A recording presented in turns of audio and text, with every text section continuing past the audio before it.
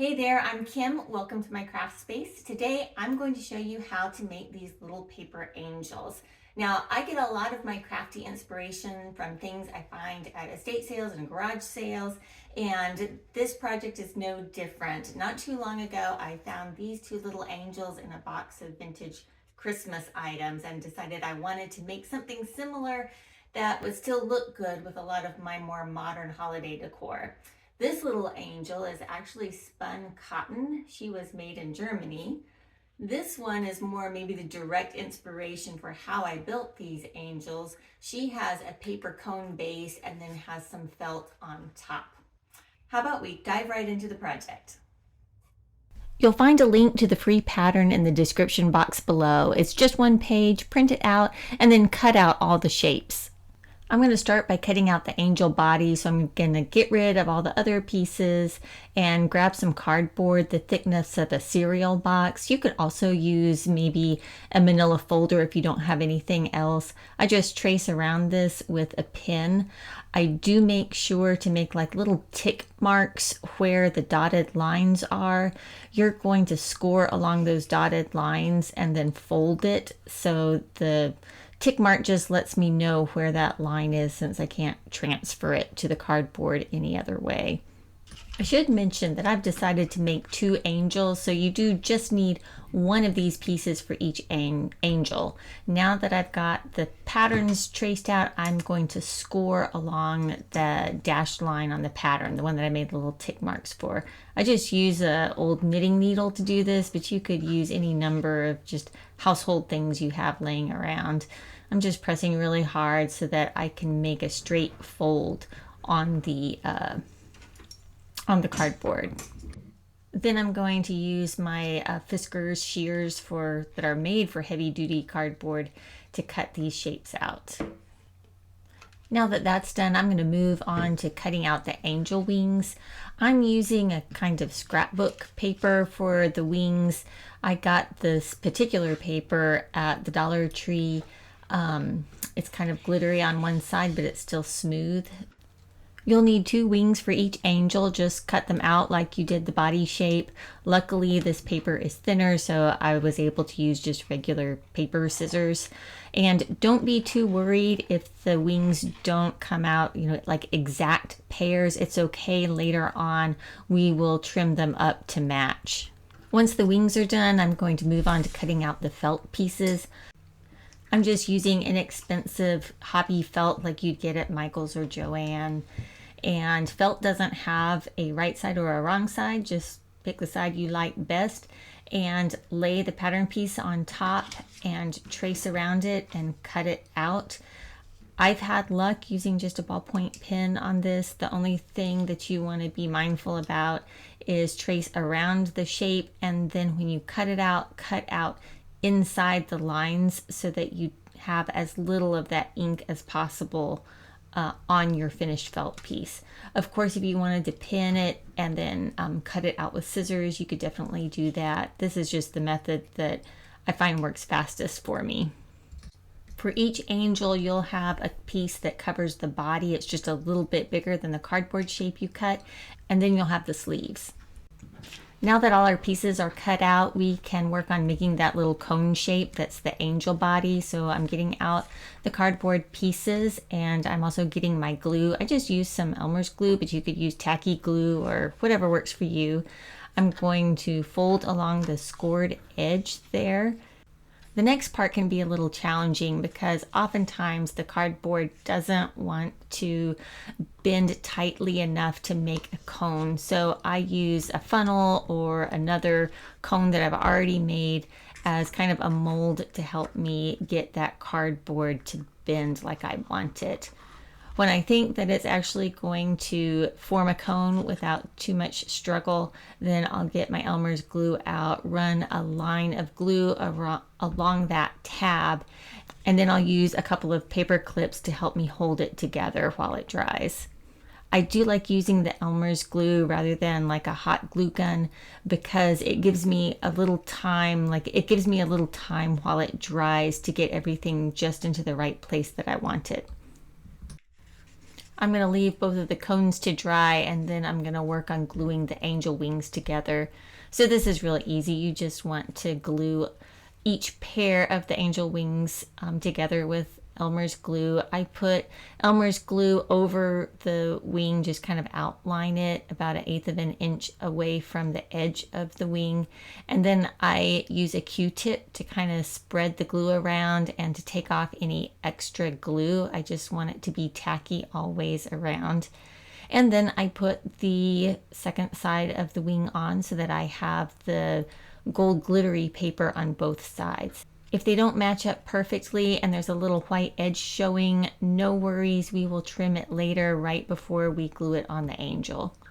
The next thing I'm going to do is cover the cones with the felt. Now I do want to make sure that the cones are completely dry, so I'll take off those paper clips and make sure that the cone is secure, that it's not going to fall apart on me while I'm trying to put the felt on.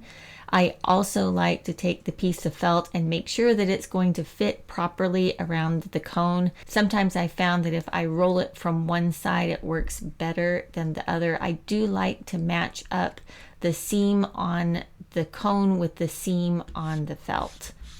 Now I'm ready to glue. I'll just run a line of Elmer's along the bottom of the cone, and then I'll kind of make like some zigzag shapes from the top of the cone to the bottom of the cone. I want to get enough glue on there that the felt's going to stick, but I don't want to get so much glue on there that it is going to soak through the felt. So now we're ready to put the felt on. What I do is I try to match the top of the felt piece to the top of the cone and have most of my excess felt at the bottom of the cone, and then just press it down and wrap it around nice and slowly. You should have some extra felt overlap at the edge. That's no problem. After it's all glued down, you'll just take your scissors and trim off that extra flap at the seam, as well as the extra felt at the top of the cone and the bottom of the cone. After that's done, we're going to clean up and then put the trim on. You can use any type of trim you like. I wanted to use gold metallic trim all the way, and I have a couple of different designs of trim that I want to use together just to add a little extra. So we'll start with the sleeves. We're putting some trim along the sleeve bands. Make sure that the right side of the felt is facing upwards, and just use your felt piece as a pattern to cut trim to go along the bottom of the sleeves. I'm actually using my hot glue gun for this only because I couldn't get the Elmer's to stick the gold trim well. So just run a little line of the glue across and then stick the trim over it. I found that it was helpful to use a toothpick to help me position the trim because the trim was just so small. When that's done, we can work on the arms to go in the sleeve. So I just have kind of a peach colored pipe cleaner. I'm going to bend it in two and cut it with some wire snips. You'll turn the sleeves wrong side up and place one of those pipe cleaner strips on the inside of the sleeve. Fold it in half so that the trim is on the outside, and then glue down the edges with the glue gun. I like to start in the middle and go out to one sleeve, fold that down, and then do the same for the other side. When the glue's set, just cut away the extra bits of trim, and then we'll put the sleeves aside for a little while so we can put the trim on our dresses. You can see I got a little carried away cutting off the excess felt around the seam on the blue dress, but that's okay. I'm going to hide it with trim, no problem. But first, I'm going to start by putting the trim along the bottom of the cone shape. I'm using some Rick Rack here. It's a nice trim to use for the base because it takes that curve well without bunching. So just measuring out what size of piece that I'm going to need. I'm going to let it overlap just a little bit at the seam, and then I'll use the hot glue gun to glue it down. And now we just have to put the trim along that center seam of the dress. Now I do go back and put a little glue on either end of the trim just to act as a little fray check, but it would probably be much better to use actual fray check or like clear nail polish to seal in the cut edges of the trim. When that's done, we can attach the sleeves. So just pick up the matching sleeve set. You want to bend it down the middle, give it a good crease. Might also want to figure out which side you want to be the front and which side on the back. So just fold it in half. And then I'm going to put a dot of glue on the inside and I will attach it to the cone. One thing you really want to make sure that you're doing is attaching the sleeves just a little bit below the top of the cone. There will be a lot going on kind of at the neck of the angel, so you definitely want your sleeves to sit low, maybe about 1/8 of an inch lower than the top of the cone. And there you go, the bodies are just about done. We are going to set them aside for a while and work on the head. I'm going to clear off my space because we're going to need to paint. For the heads, I'm using 1-inch ball knobs. You can get these at the hobby store, just like in the wood section. I put each of these heads on a Q-tip. This will help me hold them both upright and I can turn them upside down and they won't fall off. The other thing that I'm going to be painting are hands. These are just random wood beads that I had laying around. They're about the size of a pony bead, if that helps. I string them on a piece of chenille. That will help me paint around all of the sides of the beads. I'm using my favorite hobby type paint. It's Ceramcoat. I can't find this in the stores anymore and I'm really sad about this. I just have a couple of flesh colors that I'm going to be using for each head. Then I just use an old craft brush to lay down a couple of coats of paint on both the heads and the hands. When that's dry, we can start working on the face details. Before I start painting, I use a pencil to draw out where I want the hair to be as well as the eyes. When I'm happy with where everything is, I just start painting. I do the hair first with a small round brush. Again, this one is a craft brush. And again, you'll use at least a couple of coats of paint. If you see to the left side there, I've had to get creative of where to put my second head to dry while I'm painting the other head. We're going to move on to the facial details, and for this I use a nice liner brush, not those old craft brushes. If you don't feel comfortable painting on a face, I'd recommend getting like one of those micron markers or maybe a small Posca paint pen to do your face. That's no problem.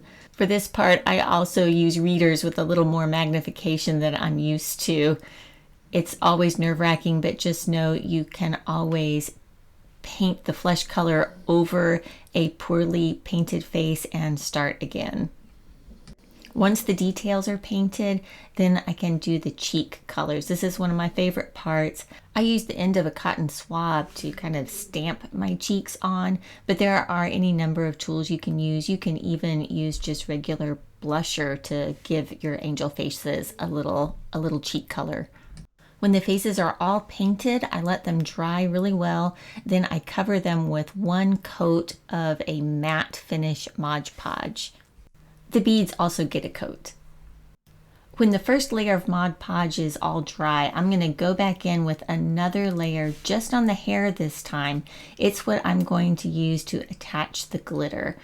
So give it a really good coat of Mod Podge and then just shake the glitter over the wet head. Make sure that you get all of the spots. If you don't get all of the spots, you can just come back later with a little more Mod Podge. And there you go. We're going to set this aside to dry and then work on the halo.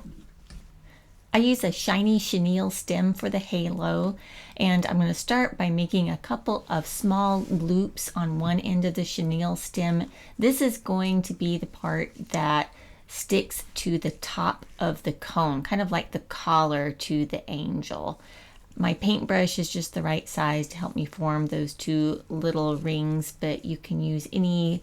You can use a pencil, you can use a finger. There we go, that's all I need. And then I'm using my mat to measure out 1 inch. Since my little wooden heads are 1 inch, I want 1 inch of height on my, between the neckline and the top of my halo.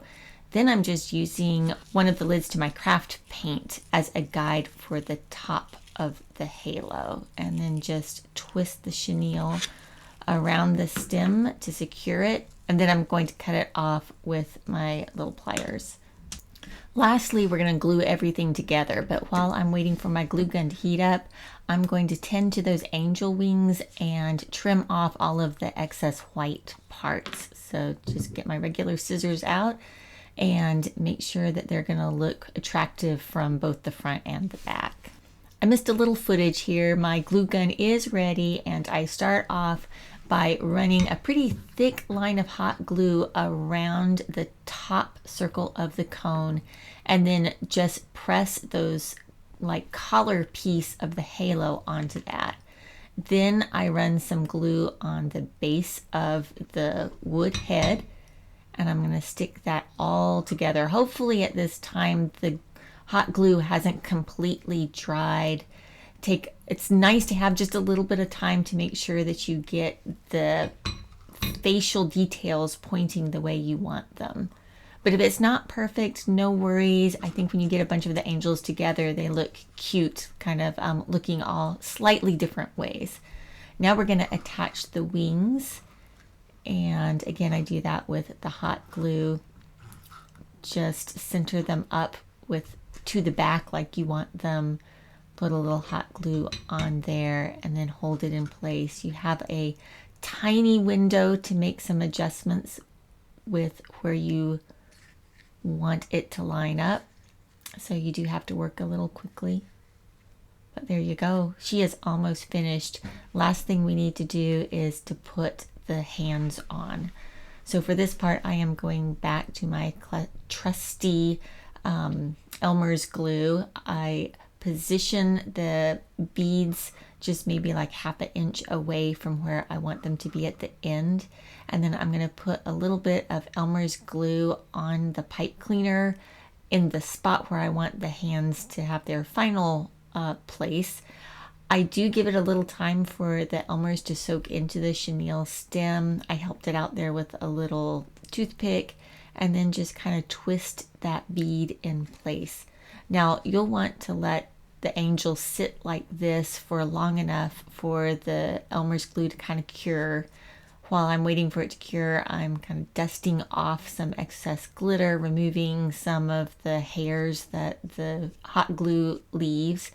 And then I'll come back with my little wire cutters and cut the chenille stem off as close as I can to the hands. That is the final step.